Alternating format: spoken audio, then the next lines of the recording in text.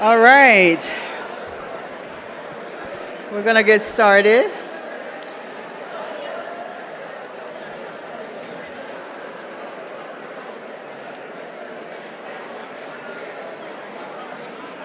If I could ask the Kainga of the Indigenous and Tribal Social Work Education Association to come up. Thank you.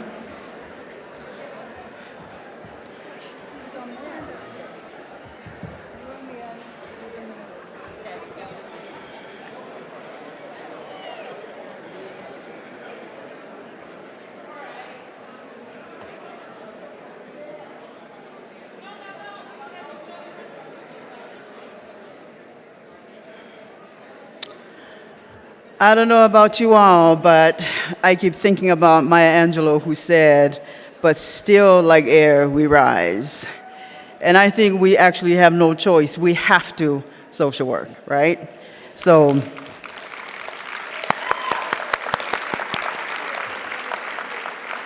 good evening and aloha.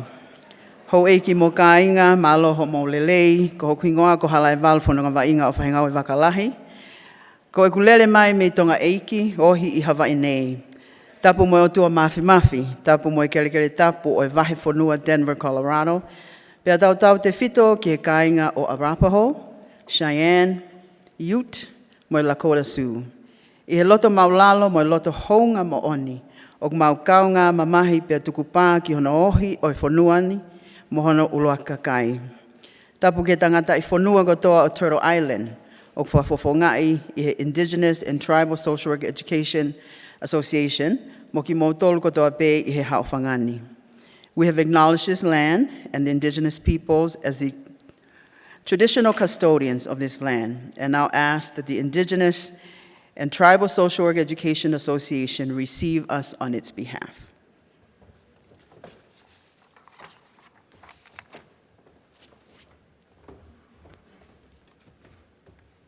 On behalf of CSWE, the Indigenous and Tribal Social Work Educators Association, I thankfully received the land acknowledgement that has been offered on behalf of the Council on Social Work Education. I'm Hillary Weaver. I have the honor and the privilege of being the facilitator and the president of CSWE. And you see before you many of the CSWE members. Indigenous peoples remain caretakers of the land that we now know as the United States. Although we may not always be visible, we are with you in the communities where you live, and we are with you in the profession of social work and social work education where you work. CSWE members have a foot in both worlds. We are Indigenous peoples. We are social work educators. We are practitioners. We are students. We are allies. On behalf of CSWE, welcome to Denver and the 71st Annual Meeting of the Council on Social Work Education. I am joined on stage by a couple of members of CSWE who will share their greetings.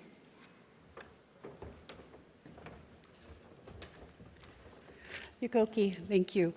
Chokma, hello and good evening, relatives.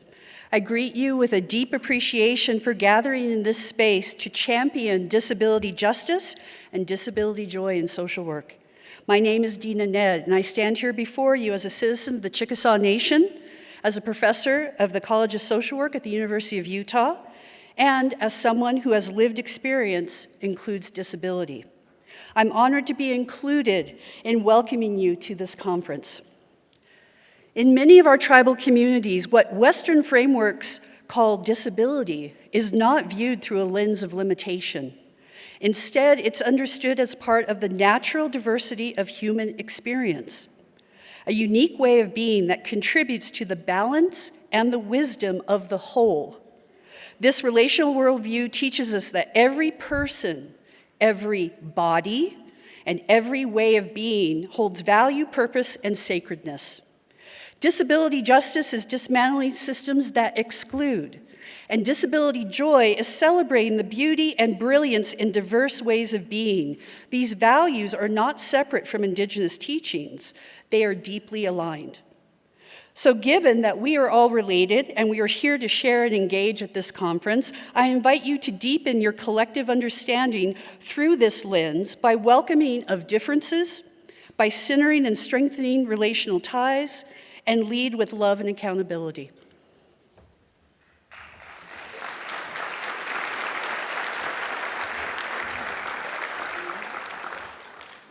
Statukile lila wopila tanka ichi chapye naha abete washte yu hapikte na daya ya hipi na Monique Apple ima chapye na la koi cha charge ishna la washte wi lemie na oglala la kota na ihangtawa da kota ima chage. Welcome all of you today as a tribal member of the Oglala Lakota and the Ihangtawa Dakota people of South Dakota.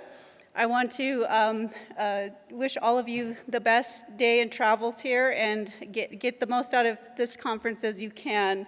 And on behalf of CSWE, I'm going to offer a welcome song in my language.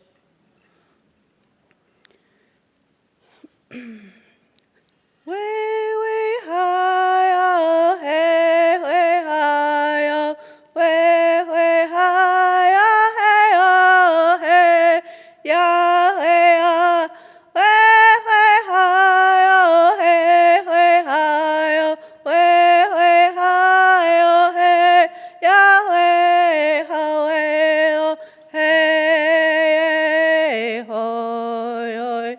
way, way high, oh, hey, way high, oh, way, way high, oh, hey, oh, hey, hoy. Wakantanka tonka shila ushima kilaya, oh, hey, hey, hey, unchimaka akaya. Mitakuyeom mawani Elohe hoy hoy mi chante eta ushimichila Elohe hoy.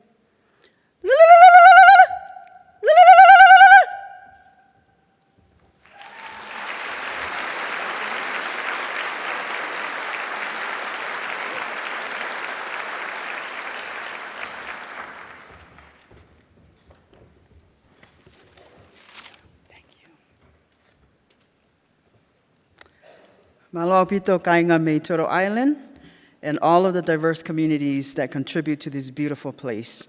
Thank you all for your generosity of spirit and hospitality. Welcome to the CSWE Annual Conference in the beautiful city of Denver, Colorado. You've all had an opportunity to explore, hopefully, unless you just flew in here and got into our institute. But we're really, really happy that you're here. A special shout out to our first-timers at the annual conference. First-timers? Right on, right on. And or first-timers in Denver, Colorado. Right on. We are over 2,700 plus strong this annual conference, so you're in great company. A shout out to our students from across CSWE landscape, our newest members, and on whom the future depends. No pressure, but for reals. So how about a round of applause for our students? A huge thank you to the engine behind this extraordinary endeavor. Kalina Cook, ED of Accreditation, Megan Fujita, VP of Education, Tawana Smith, VP of Administration and Operation, Matt Hooper, VP of Communication and Membership, Yvette Clark, Director of Events and Operations, and each member of the CSWE team. We are grateful to everyone for making this thing happen.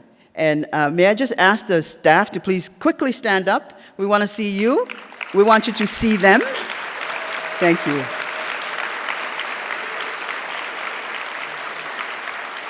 Thank you, CSWE staff. Please download the CSWE app. We want you to rely on this app for up-to-date information. Download it from Google Play or the App Store by searching for CSWE.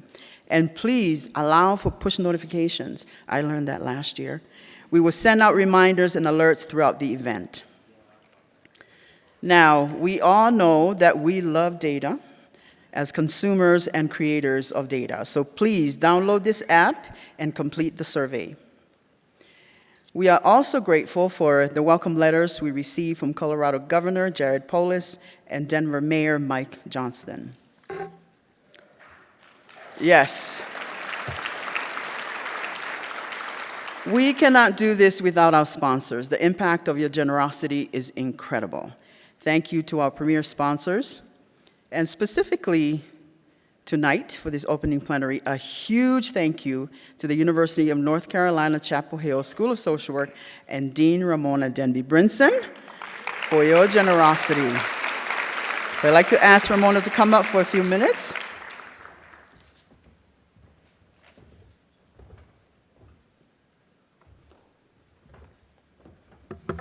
Thank you so much, Valu. I appreciate you so much for a lot of reasons, especially your leadership at a time like this in our world. We don't take it lightly that we have strong, capable leaders. So thank you for everything that you do, Valu. Good evening, colleagues. I'm Ramona Denby Brinson. I have the honor of serving as Dean of the School of Social Work at the University of North Carolina in Chapel Hill. And it is my privilege this evening to bring a few words on behalf of our faculty, staff, and students. We are so excited about this year's conference theme because it aligns perfectly with our core mission and one of the things that we are passionate about. This fall, we launched a new certificate in intellectual and developmental disabilities and neurodiversity studies, providing students for the first time at our university an affirming model that celebrates the individual instead of focusing solely on the disability. In other words, affirming different abilities. Our state launched about 2 years ago a coalition. It's the Social Work Coalition of North Carolina Workforce Development. It's the 25 universities that prepare social workers in our state. We have identified intellectual and developmental disabilities as one of our core 5 service areas. These efforts serve 2 missions. The first, to prepare a new generation of social workers to meet future workforce demands. The second, to better support the more than 200,000 individuals in North Carolina alone who live with intellectual and developmental disabilities and who need crucial support. I encourage you to stop by our booth and learn more about these programs, along with our recently launched continuing education course on supporting neurodivergent students in the classroom. We're excited to see the effect that these initiatives will have across our state. We are excited to be aligned with the conference theme of disability justice and joy, and like you, I am looking forward to learning from tonight's powerful speakers from the Social Work Disability Justice League. Thank you, colleagues, for all that you do.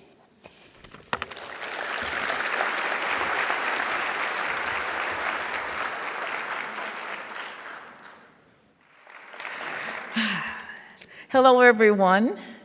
We are so excited for the opportunity to be together this week, to network, to learn from each other, and to strengthen the work of social work education.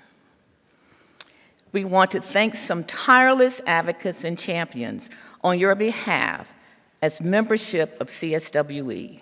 Thank you to our board of directors for their support and commitment to CSWE over the past year. If you're here, please stand and be recognized. Vanessa Robinson Dooley, Vice Chair and Secretary.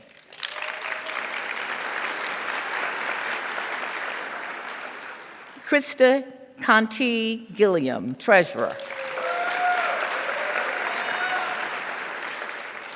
Shirley Gaetano Gable.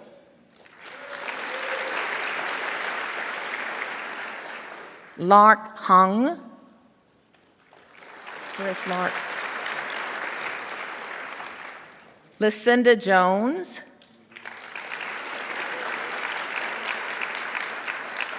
V. Kalei Kanuha. Okay. Suk Yi Kim.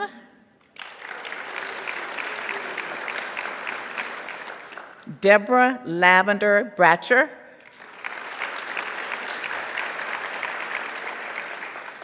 Denise McLean Davison. Michael Monty. Quentin Nichols. Tanya Perry. Octavio Ramirez. Elisa Robinson. Fidel Rodriguez. Melissa Singh. Leticia Villarreal Sosa. Matthew Terriot. Johanna Thomas. Kathy Trawer.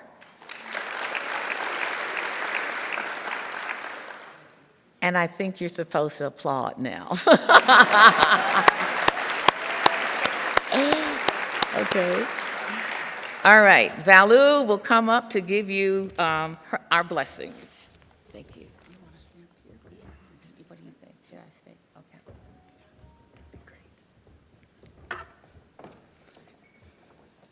We are blessed to have so many members elevating our mission through service at CSWE. Please, if you are here and are serving on any of these, stand when I call out the various bodies that help us advance social work education. Board of Accreditation, Chair Octavio Ramirez.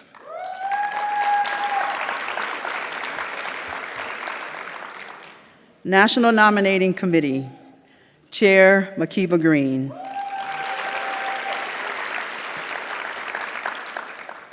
Council on Conferences and Faculty Development, Chair Pamela H. Bowers. Where's Pam? And then I'm going to read all the commissions and councils, so hold your applause until the end. Commission on Educational Policy, Council on Field Education, Council on Practice Methods and Specializations. If you're here, stand. Commission on Diversity, Social and Economic Justice, Council on Disability and Persons with Disability, Council on Racial, Ethnic, and Cultural Diversity, Council on the Role and Status of Women in Social Work Education, Council on Sexual Orientation and Gender Identity and Expression, Commission on Global Social Work Education, Council on Global Social Issues, Council on Global Learning and Practice, Commission on Membership and Professional Development, Council on Conferences and Faculty Development, Council on Leadership Development, Council on Publications, and last but certainly not least, Commission on Research.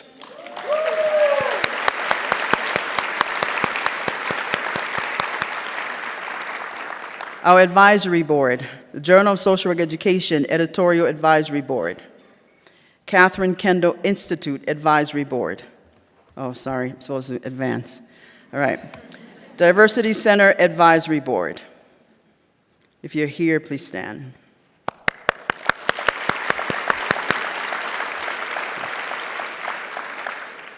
Affiliate groups, Asian and Pacific Islanders Social Work Educators Association, Association of Latino Social Work Educators, Black Social Work Educators Association, Indigenous and Tribal Social Work Education Association, Korean American Social Work Educators Association, South Asian Social Work Educators Association. If you're here, please stand.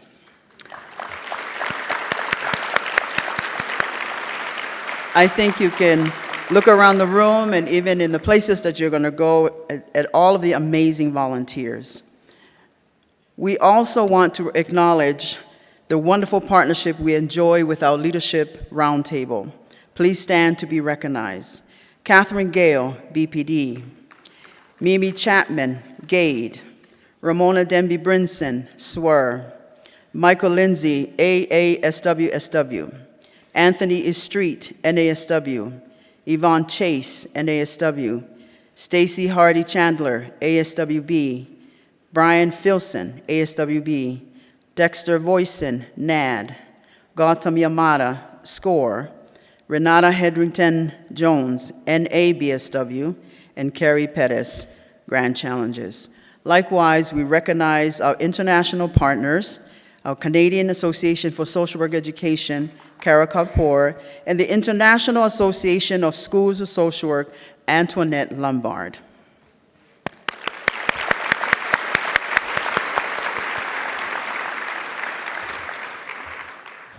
Our theme for the annual conference 2025 is It's Time to Act, championing disability justice and disability joy in social work. I am honored to introduce our opening plenary, a moderated conversation by Dr. Tanya Perry and our very own Social Work Disabilities Justice League. This league is about grassroots advocacy and simply getting the work done. Dr. Perry will serve as our moderator. Our panelists will be Dr. Shanna Kattari, Laura Wernick, Vandana Chaudhry. Dr. Perry, you want to come up and take it away? And your panelists. So I am Tanya, and it is my honor to serve as the moderator of this important conversation. For those of you in the audience and who are listening but may have a visual disability, I will offer you a visual description of myself.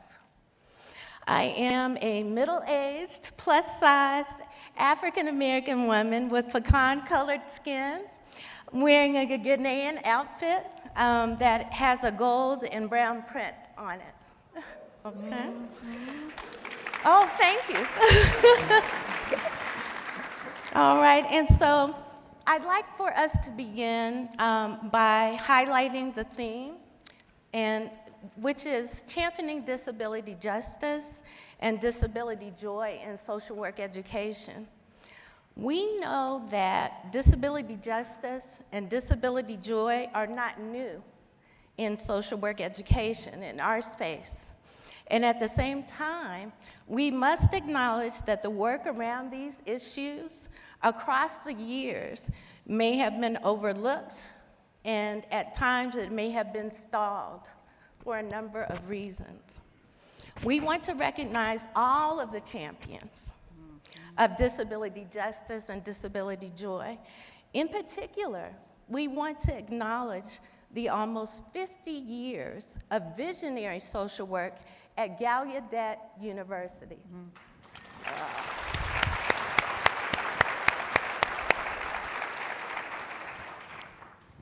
A champion of disability justice and disability joy, Gallaudet is located in Washington, D.C. and was founded in 1864. It is the first and the only higher education institution in the world designed to accommodate deaf and hard of hearing students through bilingual and American Sign Language and written English. Gallaudet's faculty and staff are predominantly deaf, including the president, Bobby Cordano. It's also important for us to note, and very particularly important, that Gallaudet's BSW program was accredited in 1976. And its MSW program was accredited in 1994. There is a familiar African proverb that states, if we stand tall, it is because we are standing on the shoulders of those who came before. So the work of the Social Work Disability Justice League is built on the shoulders of giants in social work education, such as Gallaudet University, which has a long history of championing these issues. It is my pleasure to sit down with superheroes, Laura, Shanna, and Vandana, to have a conversation about our theme. And so now, Shanna, I want to start with you. Would you please tell us tell us about the work of the Justice League? I'm a little nervous sitting with superheroes. Oh, no. But tell us about the work of the Justice League. Absolutely. This is Shanna. Can folks who can hear me okay? Yes? Great. You see a non-binary white femme with tattoos, a very sparkly kaftan-inspired situation. I've got a cat's eye glasses that are rainbow colored. My earrings say accessibility is love. And I've got a capybara they them pronoun pin. So I think those are the important things about what you see. So I am disabled, I'm neurodivergent, I am autistic, have ADHD, as well as live with chronic illness and chronic pain. And I came into social work kind of accidentally. My master's is in human sexuality education, so little different. And then I came here to the University of Denver to get my PhD. And when I started a little over 12 years ago, I found that the vast majority of conversations that were happening in the field around disability were maybe 20 years in hindsight of where the actual disability rights and disability justice movements were. And even still today, we often see disability as something to be fixed, something to be treated, something that we want to avoid, right? And we use a really medical model around that. And coming from a disability justice perspective, which is what we were hearing before from some of the indigenous folks who are speaking their truth tonight, is that disability is just a part of human diversity, right? It's just a part of who we are. Same with neurodiversity and madness, all of this. And so we serve so many clients with disabilities, right? Whether you're working in veterans affairs, whether you're working with kids with learning disabilities, you're working with families, you're working in residential treatment, mental health, right? It is the bread and butter of who we serve as social workers.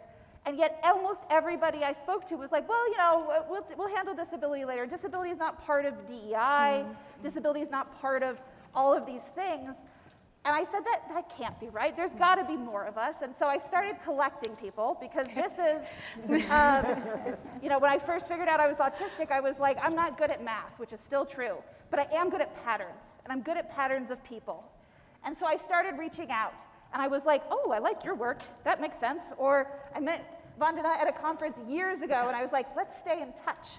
And then Laura and I connected actually through some queer and trans stuff, and we were like, oh, we both really care about disability in this perspective. So I was like, we have to do something, right? We can't just sit here and wait for it to happen. And so we're like, what is a way that we can have fun with this? We can be connected culturally around disability, where we can bring in disability justice and disability rights work, acknowledge our history, and come together. And so that's how the Disability Justice League was born.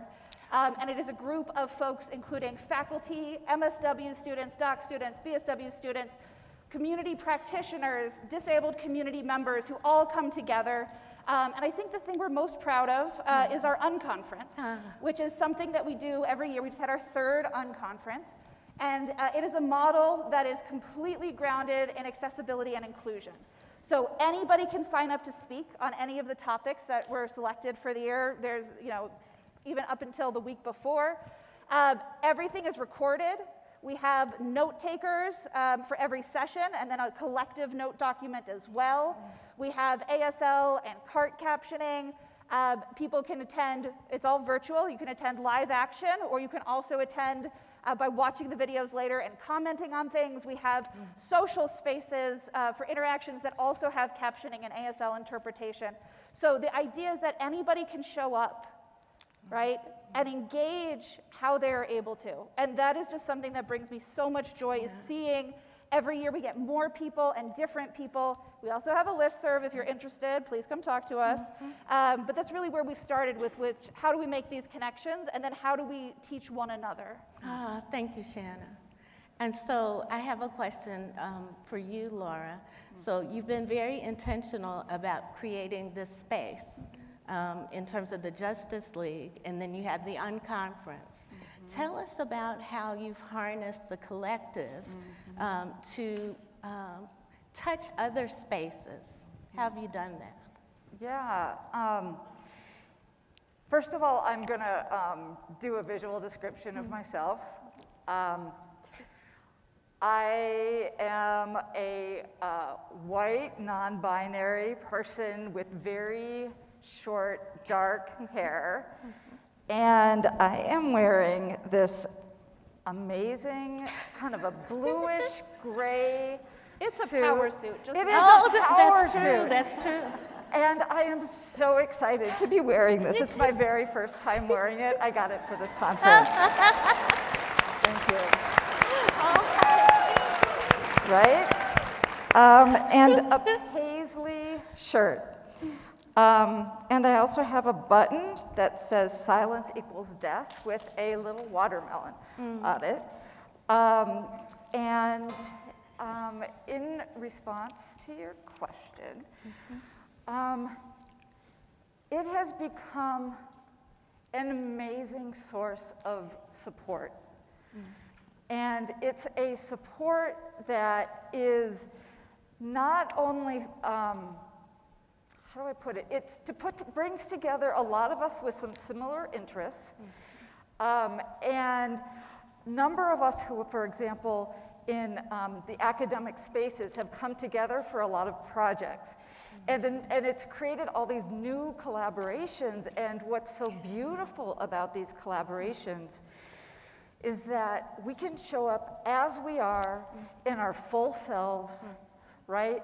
And our disability is a beautiful part of who we are.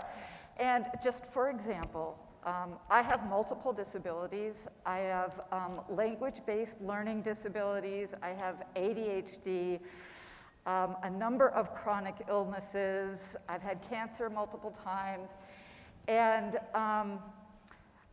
I am able to show up, and in my sort of neurodiverse, very layered, complicated, got a lot of things going on in my mind. And, you know, I kind of live and think intersectionally, and I am constantly thinking of multiple systems all at once. I'm also a community organizer. And as an organizer, we think a lot about these different systems, these multiple systems of domination. And how do we take these ideas? How do we understand them? And how do we take these on to create some concrete change?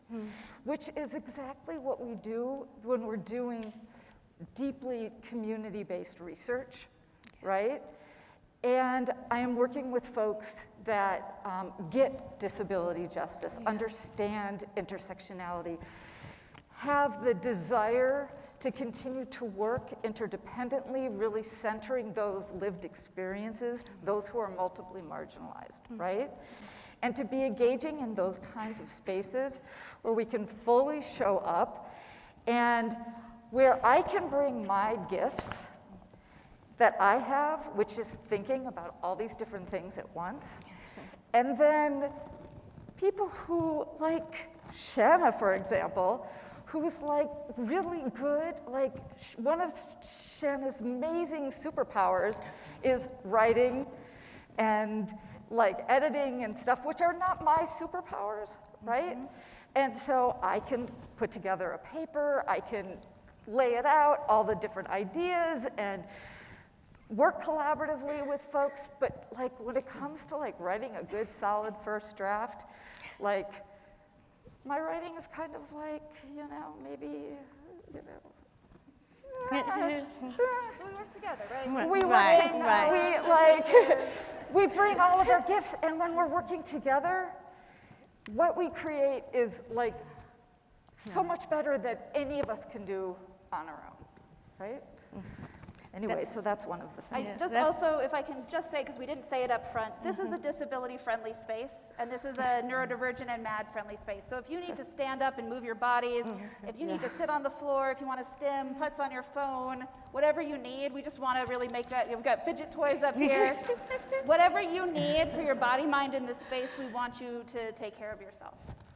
Sorry, I just wanted to make sure. I love this, and so Laura, what you have shared is kind of harnessing the individual gifts of those who are in the Justice League, right? And it seems like you're saying also that this is translating into scholarship.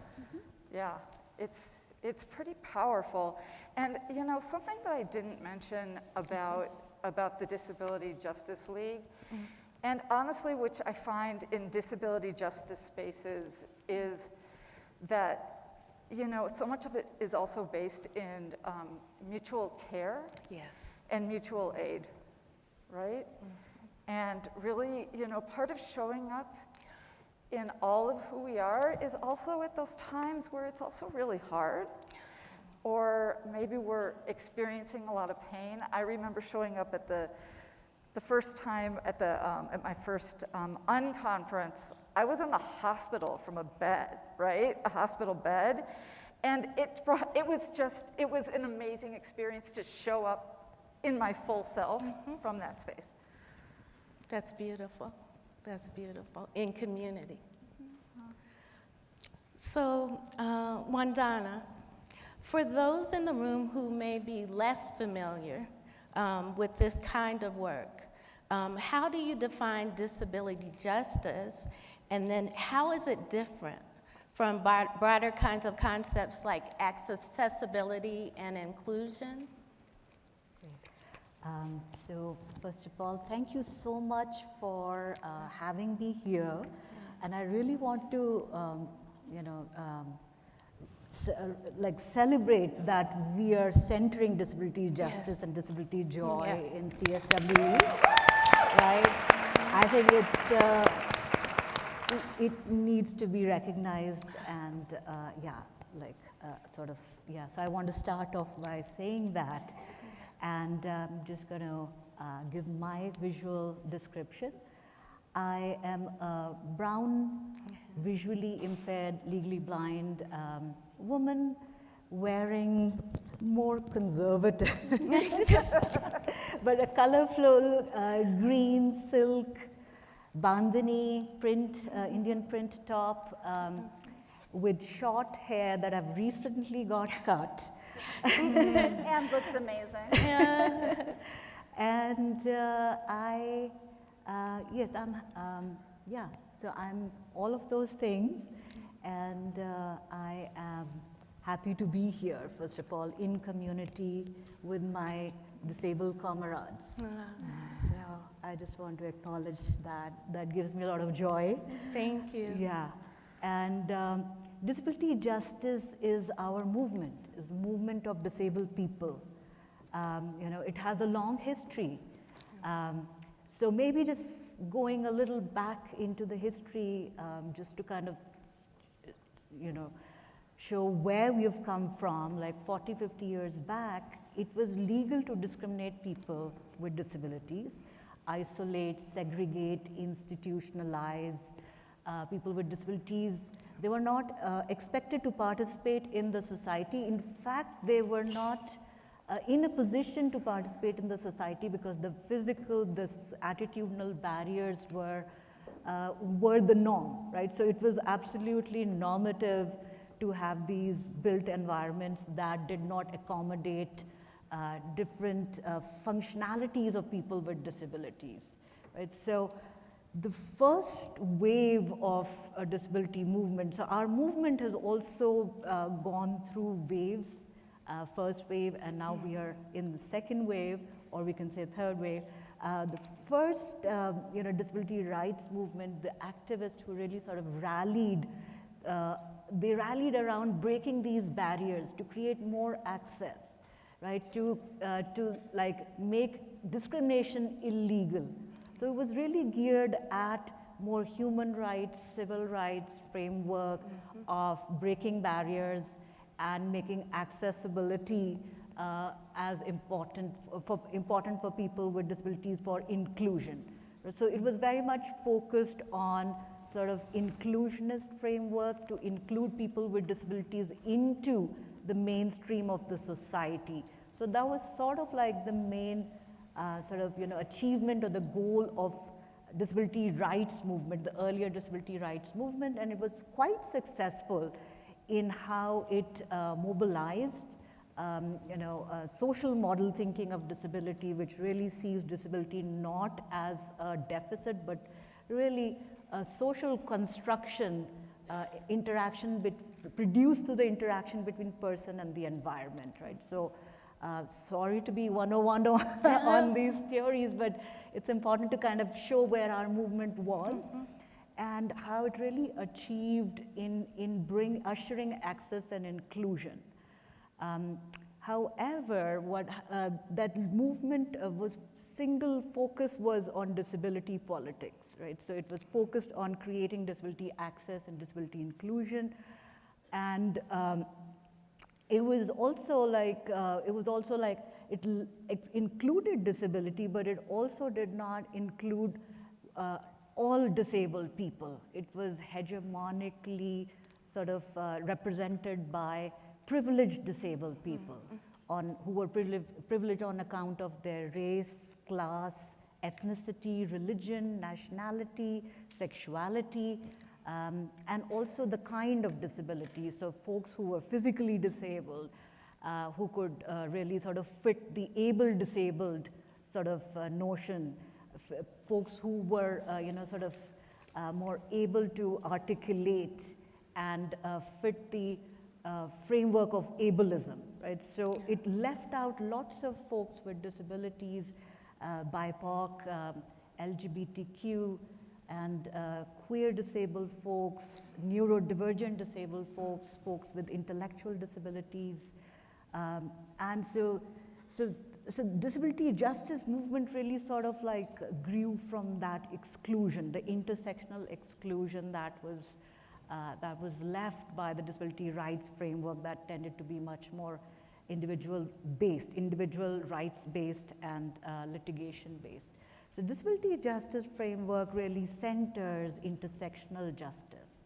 It does not see disability as a single issue. It recognizes that disability oppression is deeply connected to racism, capitalism, sexism, colonization, and it rests upon ideology of ability, which is another way to say that the ways in which society tends to privilege ability as the yardstick of measuring who is worthy or unworthy. And these norms of ability are galvanized around themes, around notions of productivity, efficiency, intelligence, fitness, beauty, desirability, and they are deeply exclusionary for people who do not fit these normative body minds, right? Who are not able to fit these standards that are set by the society. So ableism discriminates folks who do not fit this standard, but it also discriminates non-disabled people because it's sort of like there's a hegemony of normalcy. We are all working on a capitalist time, right? We're all expected to be super productive, efficient, fit, desirable, beautiful. All those are deeply norms of ability, right? So that's what ableism actually is, or anti-ableist philosophy is core to disability justice, dismantling ableism, not just for disabled people, but for collective liberation. So it's not about fitting disabled people into the capitalist ableist structures, but dismantling these collective structures of oppression so that all of us can liberate, can work towards collective liberation.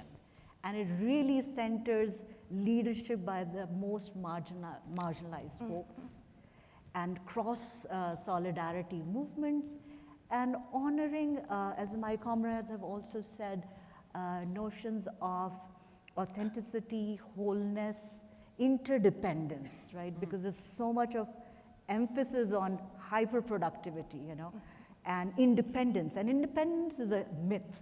We are not independent. And disability justice movement really has shown us that we are all interdependent and we benefit from mutual aid, care, collective access, right? So those are all our guiding principles of disability justice. So I think that gives a good sort of. And how well does this map onto social work, right? Right. As well, the intersectionality, wholeness of the person, sustainability of movements, cross organizing solidarity. This is social work, and especially with what is happening right now, this allows us to create the future that we want to see, the future that we deserve, that is not being created by systems of power. That's right.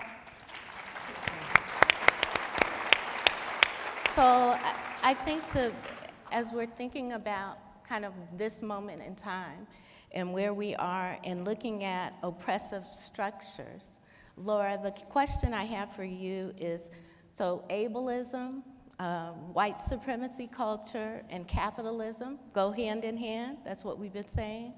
How does disability justice offer a pathway to dismantling these oppressive structures and ideologies? How does it answer that? Yeah, in one or two sentences. Yeah, I think the first thing that I want to say about that is I think it's so important that we recognize how pervasive ableism, neoliberalism, and white supremacy is in social work and in social work education and academia.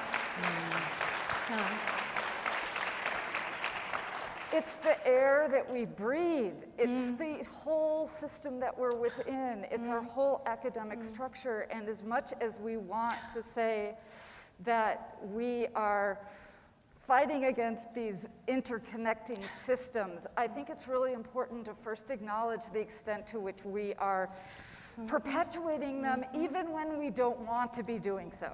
Yeah, culpability.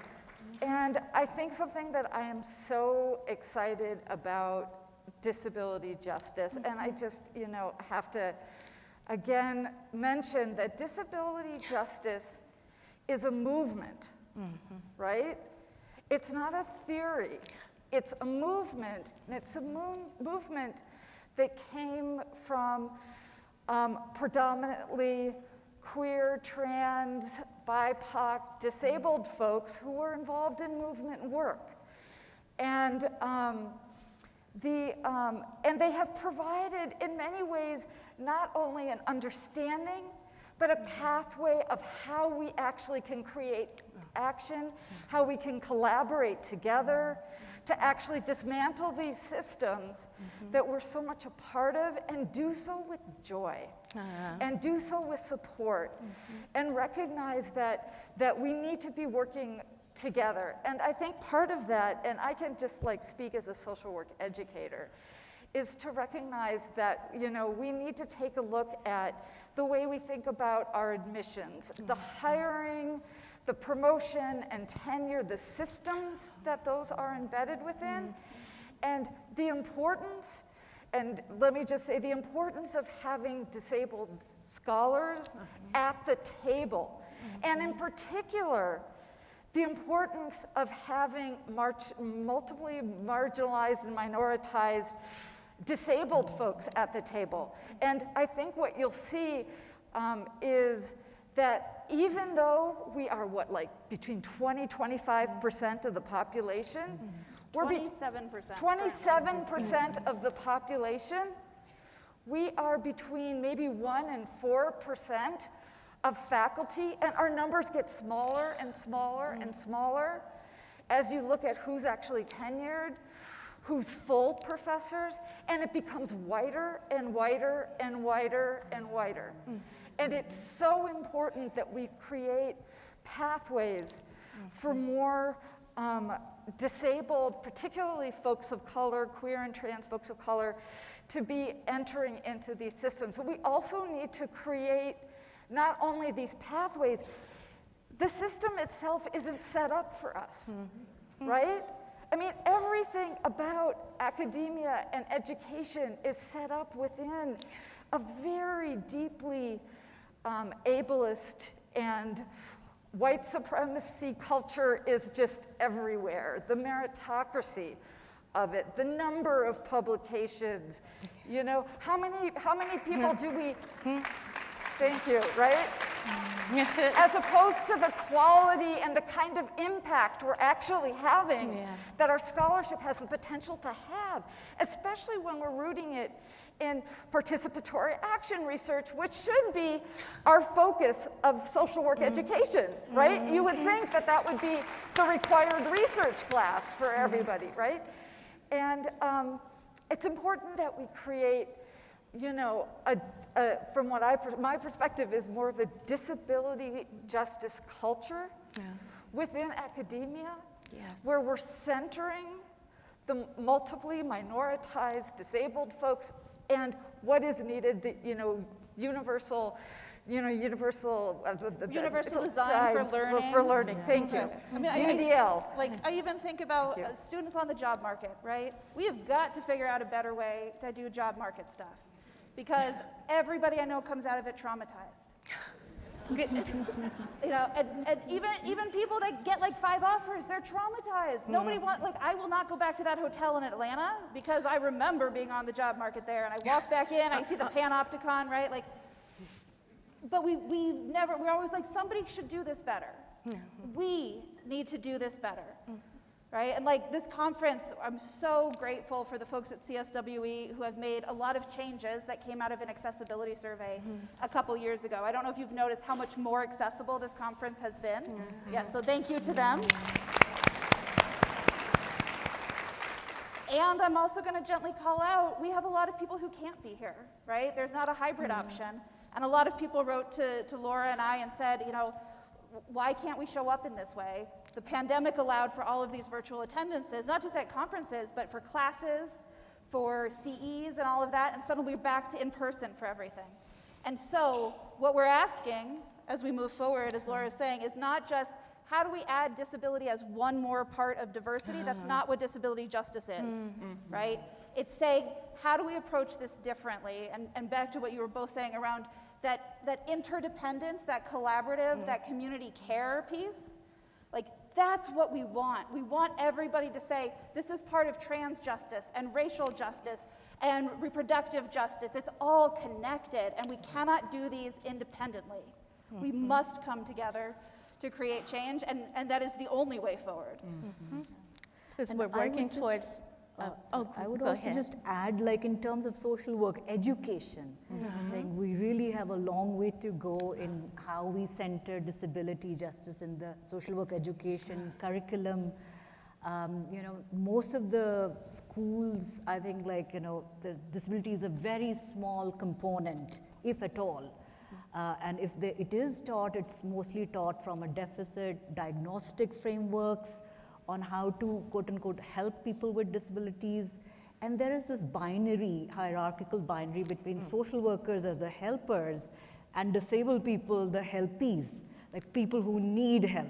And I think that we really have to crip that model. We really have to disrupt those power hierarchies and the ableism that's inbuilt into that relationship. And I think some schools are doing that. My school is doing that, CUNY. And we do have a disability-focused social work. So we're trying to do that, but it's just needed, you know. It's just not, you know, it's, we're still back in the historical models of medical model, deficit model, or service delivery models, and we're not centering disability justice. We're barely centering social model. So, and disability justice is not And how there. beautiful it is that we're here now, right?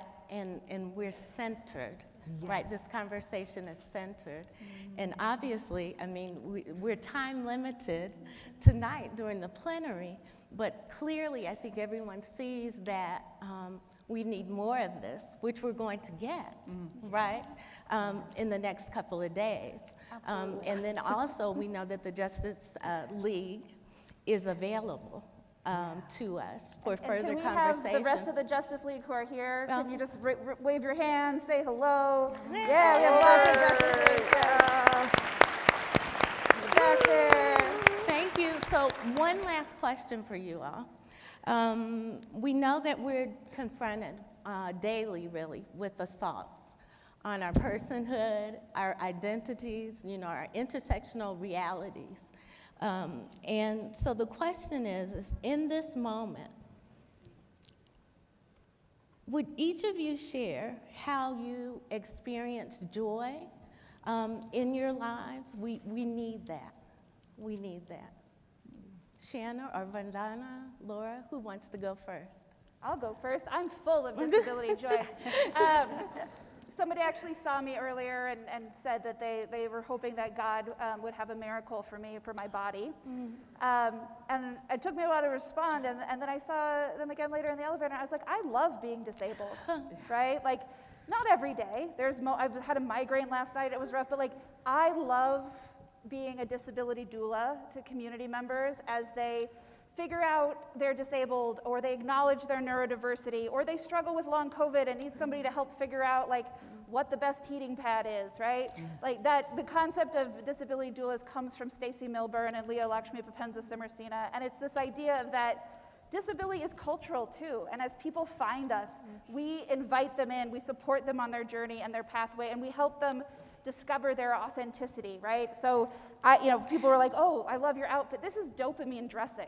I get dopamine for showing up as like Penelope Garcia meets Miss Frizzle meets a 1950s housewife, right? Like, as you'll see me this weekend, right? Like that's my vibe, and it brings me joy, and it's part of being weird and neurodivergent and autistic, and I love that, and I love these connections. And so I think my joy comes from the people and helping them move from, oh no, there's something wrong with me, which is not true of any of us, to, oh, here are my access needs, and I can ask for them to be met, and I can show up as my full authentic self, and that is what brings me joy, is being in that community. Beautiful, beautiful, beautiful. Laura or Vandana? Yes. So being in spaces like these with my comrades in my community gives me a lot of joy and hope, right, towards the future that's liberatory. And to be, what gives me joy is to be myself, proud and pride, having a pride, disability pride, not to be performing to an ableist sort of yardstick, and being who I am. And my disability has actually enriched me in so many beautiful ways that I actually don't even have any dreams where I'm not disabled. Like a lot of times people say, what would it be if you were not disabled? I was like, I never even dreamt like that, So disability is so much part of who I am, and I can't dream myself to be otherwise. And though it's not easy, I'm not like romanticizing that, but what also gives me joy is to be in the community to fight the ableism, capitalism, and to be able to be in social work, a social work educator that can transform futures, futures that are inclusive for disabled people. Thank you, thank you. Laura? Wow. I don't have a whole lot to add to what they've already said. I think the sort of leaning into the creativity and all that comes from having the experience of having multiple disabilities, and I would say the wisdom that comes from that experience also, and to be able to connect with other people who have a whole variety of disabilities, and when our wisdom comes together, that creativity and the ideas and stuff is really fun. And I think the only thing I would add to what's been said is, talking about my disabilities is something I do on the first day of my classes. And I often say, I am going to make a lot of verbal mistakes. I mix up words all the time. And I just ask that you lap with me and not at me. And it sort of breaks the tension in the classroom, and it kind of brings us together. And all of the students come up to me and say, I have these disabilities, I want to talk to somebody about this. I center disabilities in my classes, and everybody gets time and a half, you know? You need an extension, you just ask for an extension. You know, I mean, it's sort of like, you know, I just center those experiences, not saying that like accommodations are still needed, but when we center disabled folks, we all benefit from that. Absolutely. And we all experience that joy. That's beautiful. Right? That's a beautiful way, actually, for us to wrap up here. I knew that this experience, this conversation would be impactful. I think that the audience can agree that our minds have been stimulated through this discussion about disability justice, and then our hearts have felt joy. You know, and when people are authentic, they invite others. There's an invitation for others to also be authentic and experience joy. And so I thank the Justice League for spending this time with us. I thank you, the audience, for being so kind. And I thank Valu for the opportunity to serve as moderator. So.